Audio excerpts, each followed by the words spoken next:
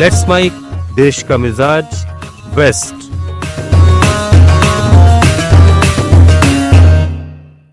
Let's mic देश का मिजाज और खबरें वेस्ट से। मैं हूं महेश। गुजरात में भाजपा के नेतृत्व वाली सरकार के नए मंत्रिमंडल ने आज शपथ ग्रहण की। राज्यपाल आचार्य देवव्रत ने गांधीनगर के महात्मा मंदिर में आयोजित एक समारोह में 21 मंत्रियों को पद और गोपनीयता की शपथ दिलाई। हर्ष सांघवी ने उप मुख्यमंत्री पद की शपथ ली। इस अवसर पर मुख्यमंत्री भूपेंद्र पटेल और भाजपा के राष्ट्रीय अध्यक्ष जेपी नड्डा उपस्थित थे। नए मंत्रियों में एक उप मुख्यमंत्री, 5 कैबिनेट स्तर के मंत्री, 3 स्वतंत्र प्रभार वाले राज्य मंत्री और 12 राज्य मंत्री शामिल हैं। नए मंत्री परिषद में क्रिकेटर रविंद्र जडेजा की पत्नी रिवाबा जडेजा सहित 3 महिलाएं नेता शामिल हैं। गुरुवार को मुख्यमंत्री भूपेंद्र पटेल को छोड़कर पूरे राज्य मंत्रिमंडल ने इस्तीफा दे दिया था। भारतीय जनता पार्टी ने आज राजस्थान में अंतर विधानसभा क्षेत्र के उपचुनाव के लिए अपने उम्मीदवार की घोषणा कर दी है। पार्टी ने इस सीट से मोरपाल सुमन को मैदान में उतारा है। उम्मीदवार के नाम को भाजपा केंद्रीय चुनाव समिति द्वारा अंतिम रूप दिया गया। रक्षा मंत्री राजनाथ सिंह ने आज हिंदुस्तान एरोनॉटिक्स लिमिटेड की नासिक इकाई में बने पहले तेजस LCA Mk1A लड़ाकू जेट विमान का अनावरण किया।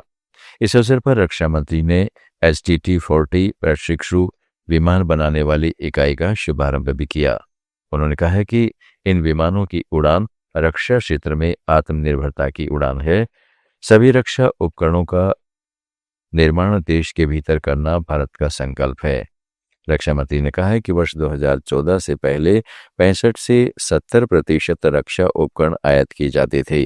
अब लगभग 65% ऐसे उपकरण घरेलू स्तर पर निर्मित किए जा रहे हैं।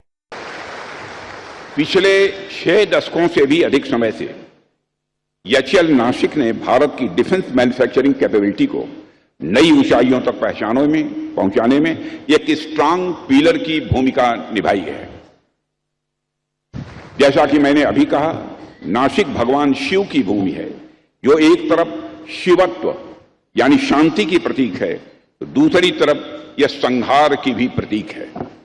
ठीक उसी तरह से नासिक एक तरफ डिफेंस मैन्युफैक्चरिंग यानी निर्माण की प्रतीक है, तो दूसरी तरफ जरूरत पड़ने पर दुश्मनों का संहार करने की क्षमता भी रखती है।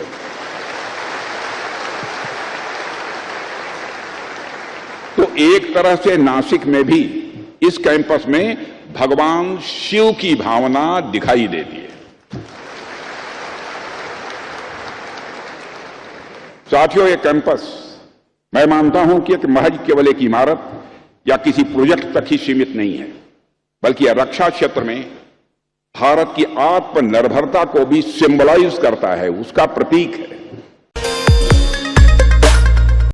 महाराष्ट्र के भंडारा जिले में एक हादसे ने प्रशासन और लोक निर्माण विभाग की कार्यप्रणाली पर गंभीर सवाल खड़े कर दिए हैं। जिले की खराब सड़क पर नियंत्रण खोने से एक स्कूल बस पुल से नीचे गिर गई। इस हादसे में 10 छात्र घायल हुए हैं। जानकारी के अनुसार यह हादसा तब हुआ जब कार्था से मांडवी की ओर जा रही एक स्कूल वैन सूर्यवाड़ा इलाके में खराब सड़क पर बने गड्ढों से बचने की कोशिश में नियंत्रण खो बैठी और एक पुल से नीचे गिर गई। खराब सड़क का खामियाजा बच्चों को भुगतना पड़ा। महाराष्ट्र की नवगठित जालना नगर महानगर पालिका के आयुक्त संतोष खांडेकर को ACB ने 10 लाख रुपए की रिश्वत लेते हुए रंगे हाथों गिरफ्तार किया है।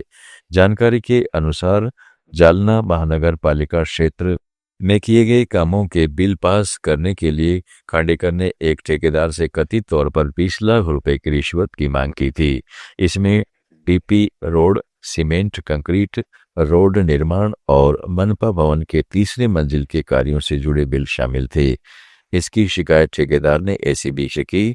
ACB ने जाल बिछाकर आयुक्त संतोष खांडेकर को पैसों के साथ रंगे हाथों पकड़ लिया।